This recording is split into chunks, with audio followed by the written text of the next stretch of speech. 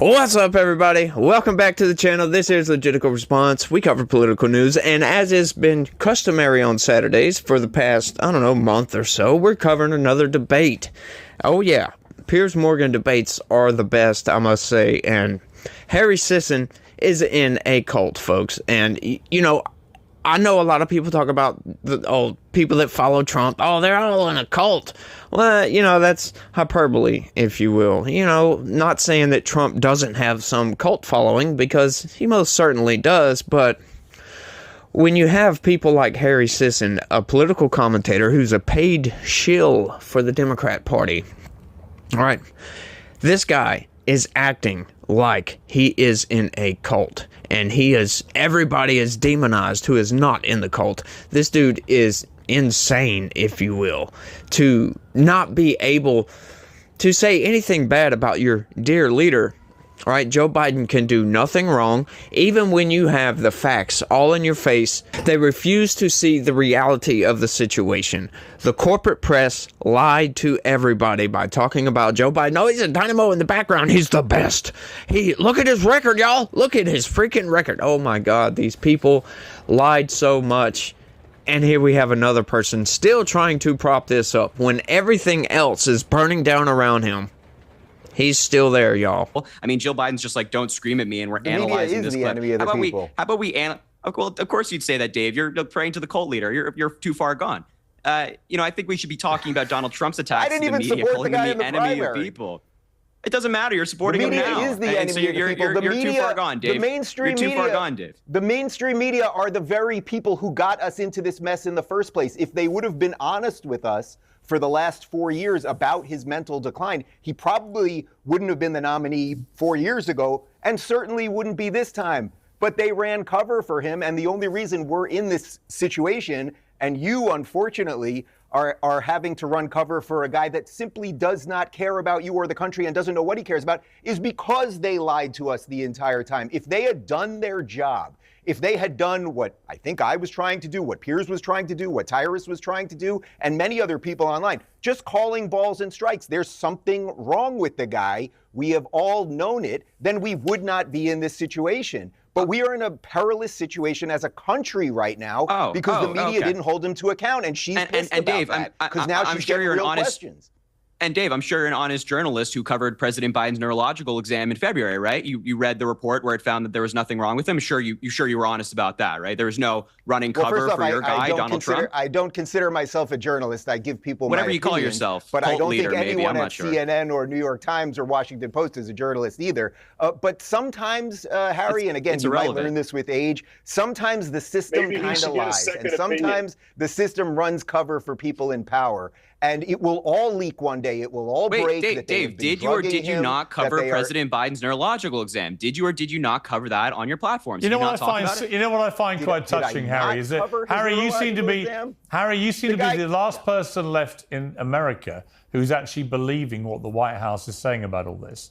When what is crystal clear is that they've been misleading the American people and the American media for a very long time. Why are you believing them? Piers, spare me that Joe Biden is running cover and we're lying to the American people. This is a transparent administration. And again, I just find it funny that we're talking about transparency issues with Biden when Donald Trump is the biggest liar known to man. He is one of the worst people in American politics when it comes to dishonesty. Donald Trump is not the current, averaging around 20 Harry, here's the difference. It's remarkable. Here's the difference. Donald Trump is not the current president of the United States. He's not the commander-in-chief. But he could be. Yeah, but he's not. But also, Harry, he's not. Your guy is. Let me ask. I agree with you. Let me ask Tyrus this. I agree with you. Donald Trump sucks. You should want to defeat him. You're backing the weakest candidate possible. And I do, and that's why I'm voting. And that's why I want the guy who's the incumbent to stay in. 7 out of the 10 last incumbents have won re-election. Okay, that is the approval rating. I want to bring it. And maybe Chris, if we got on board, we could have a higher one. Everyone talks. I can't hear everyone. I love how he says, "Oh, spare me that Joe Biden and the mainstream media is running cover for Joe Biden." Well, what else the hell would you call it when they come out a week before the debate talking about a video of Joe Biden wandering off when he's supposed to be over here taking a photograph? He wanders off to go say hi to some people that are standing over here that just parachuted in from somewhere. right? When he wanders off, they call that a cheap fake. What else are we supposed to say about that? That they're not running cover for Joe Biden? Right? When the White House doctor comes out, like he said, with the neurological report. Did you cover the neurological report? No, because it's BS, right? The doctor can say whatever the hell he wants to. We can see with our eyes.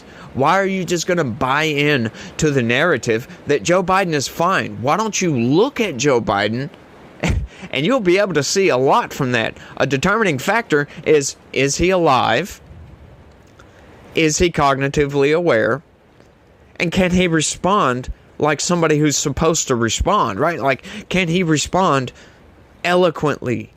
Can he give you an answer right off the top of his head about anything, right? Like, I know some of the excuses, like Morning Joe was trying to say, well, these people don't have to remember all these statistics and all this other BS. It's like, come on now. Yeah. Well, how come Donald Trump can do that, but Joe Biden can't? It's just, they're in a cult. That's about all I can say about that. He's lost his own room. You know, 3/4 of Democrat voters think he's too old to run again. The room has gone, his own room. Forget what Republicans think. Forget what people like me think who are not even American citizens. None of that matters. He's lost his own side. They're gone. You're the last one standing. It's you, Harry Sissons. That's it.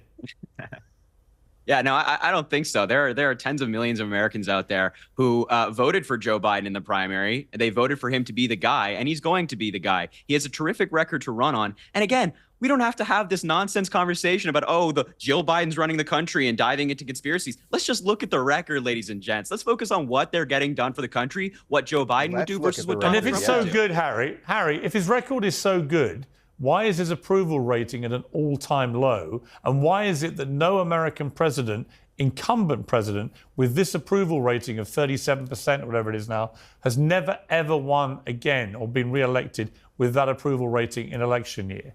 How do you explain it if he's such a great president who's done such a great job? Well, we're in uncharted territory right now with unique partisanship in the country. So the approval rating being low doesn't necessarily mean that somebody's not going to vote for an individual. Nobody has ever been re-elected with that approval rating. And we've never had this much divide in the country, at least in modern American politics.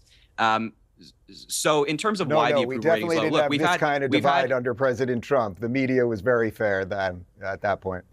Yeah, no, I think the divide is worse now because we have Donald Trump running around saying that the FBI is corrupt, the DOJ is corrupt, his prosecution was corrupt, the women lie about him and all this stuff. So yeah, I think we have more divide when your cult leader is just lying constantly. But why is the approval rating low? Look, we've had a rough couple of years due to the COVID pandemic. Inflation has been high because of it. This is happening around the world. Gas prices were high because of it. Grocery prices were high because of it. This is not a Joe Biden problem. But often Americans and people in countries around the world, just in Great Britain and Canada as well, will point the finger at the top dog, the leader. And that's just what's happening with Joe Biden, even though he bears no responsibility. So that's why. Oh, my God. But See, that just goes well beyond copium, if you ask me. The fact that Joe Biden has a 37% approval rating, and these people want him to run again, right? Get rid of the polls, get rid of everything. He has a 37% approval rating. That's terrible.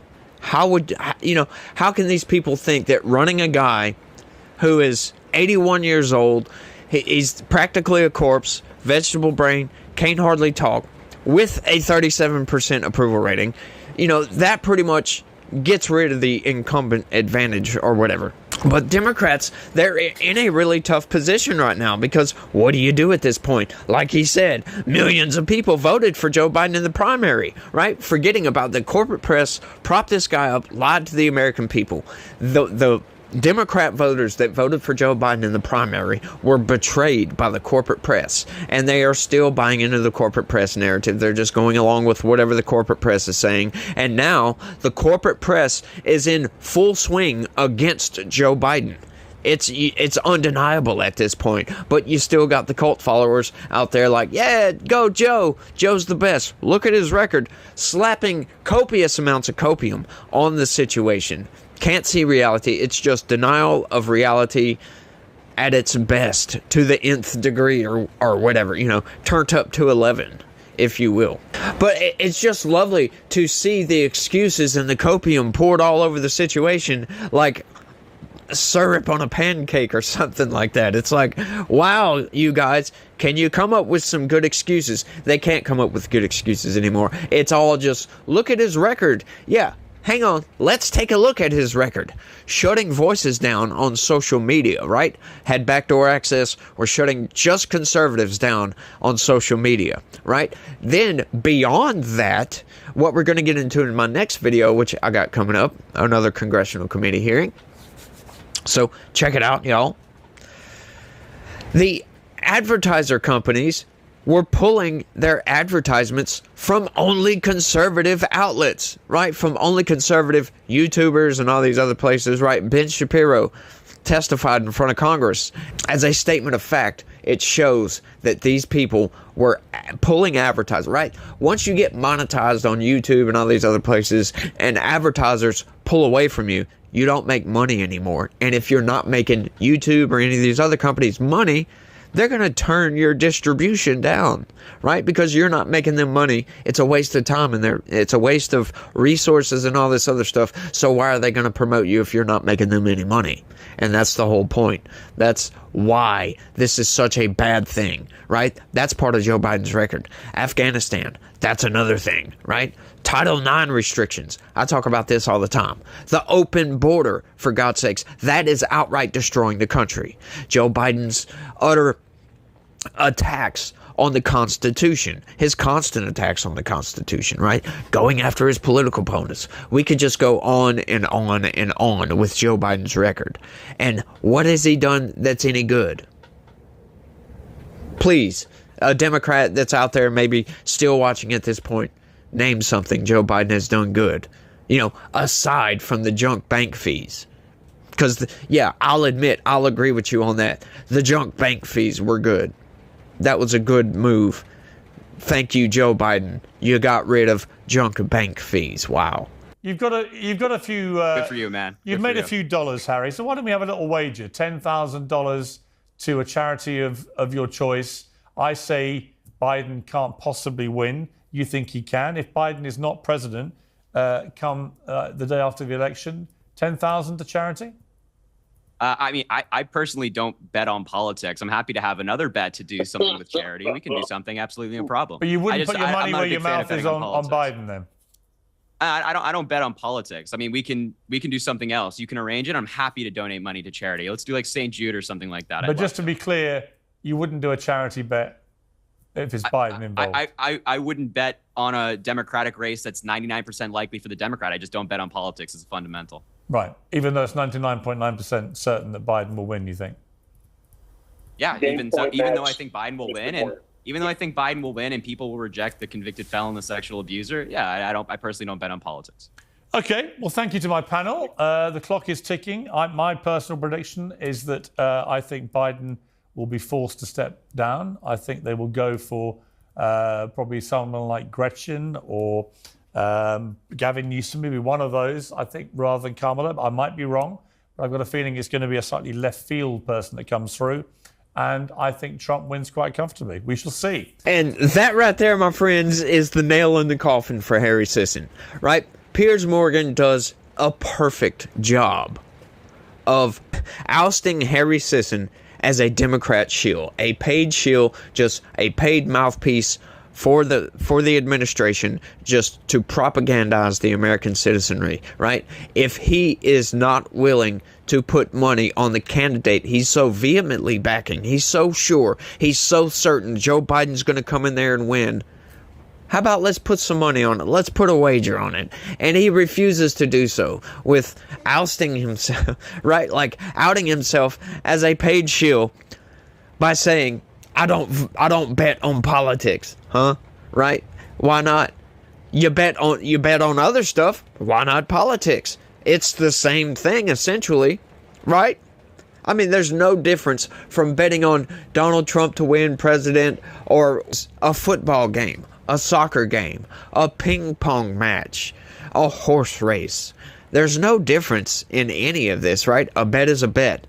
Gambling is gambling regardless, right? You got strategy and you got all this other stuff. I do understand. But that just outright proves it if you ask me. There's no denying it. He's a paid shill, of course. everybody can see it now thanks to Piers Morgan. Of course, we already knew that beforehand, right? Like, everybody out there knows, Harry Sisson doesn't buy into what he's preaching, right? He's grifting, trying to make money because he's getting paid by the DNC to voice his opinion, his made-up, his fabricated opinion that Joe Biden is a dynamo in the background. Right? But he can't even say that anymore. He can't even deny that Joe Biden is failing. He can't deny that whatsoever. So what do they turn to? Oh, look at his record. When you tell that to Americans, right, who are struggling at the gas pump, who are struggling at the grocery store, yeah, people aren't buying it anymore. And if they keep Joe Biden as the candidate, I believe we're going to see a landslide. But y'all let me know what y'all think. Let me know what y'all thought about the debate. That's all I got for this one. I want to thank everybody for watching, and y'all try to have a good day and stay legitical. Peace.